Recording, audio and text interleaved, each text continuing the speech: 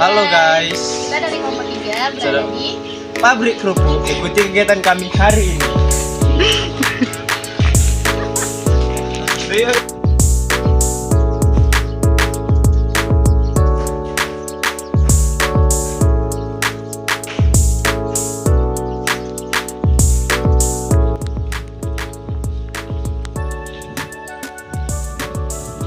Dalam usaha kerupuk ini Pak, gimana sih caranya perusahaan Bapak merencanain produksi kerupuknya?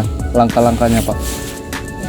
Maksudnya rencana kayak mana maksudnya? Langkah-langkahnya Pak, dari pengeringan, pemasakan kayak gitu, pencetakan. Ya paling pagi kerja, dicetak dulu, diadon, dibuat kayak buburan kayak gitu.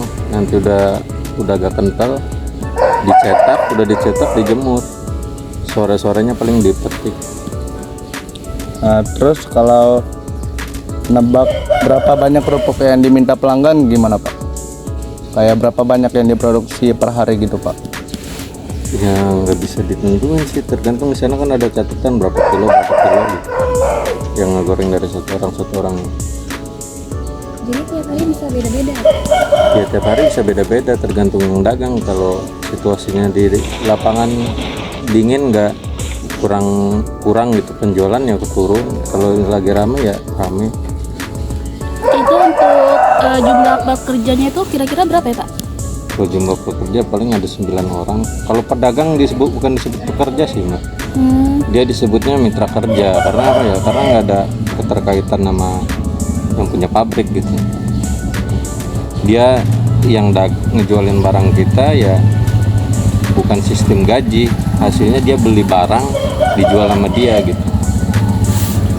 Biasanya itu kan kalau misalnya produksi itu kan ada hambatan sih. Biasanya hambatannya itu apa aja? Ya hambatannya paling nggak ada panas aja. Kalau nggak mesin yang rusak gitu. Ya, kalau misalkan mesinnya rusak itu apa berhenti dulu produksinya atau ada cara lain? Ya paling langsung dibenerin gitu Mbak. Nggak mati total gitu.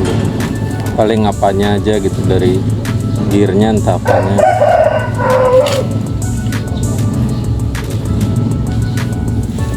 Kalau buat ngatur stok bahan baku gitu, di sini ada suppliernya atau gimana?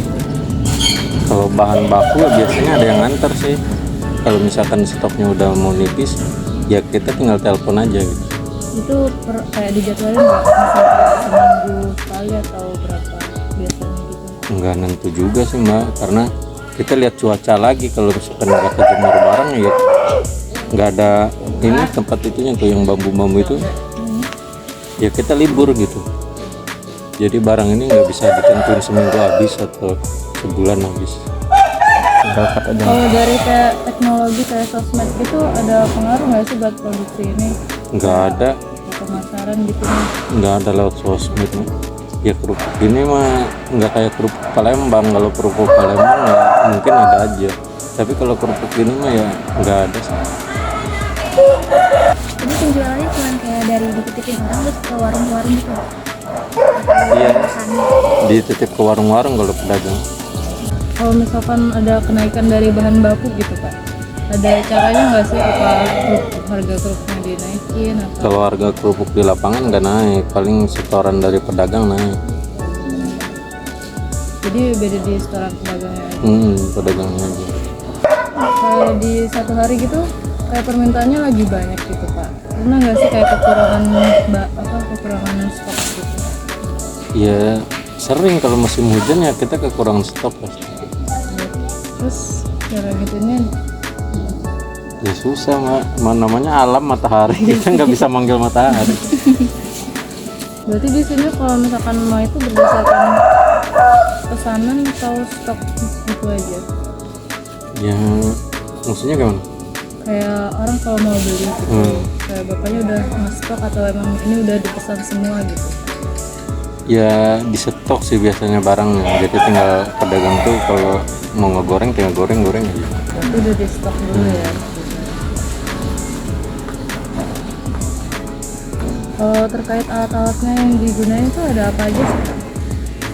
Alat-alat apa maksudnya? Yang dari proses yang masih buat bikin adonan gitu. Ya paling apa sih wajan ya, mesin cetaknya sama mesin buat ngegilingnya. Berarti cetak sama ngegilingnya pakai mesin ya. Iya.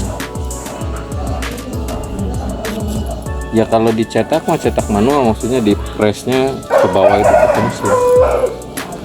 Jadi segitu dulu aja pertanyaan dari kami. Terima kasih ya, Pak. Sekian keseharian kami, terima kasih, dadah.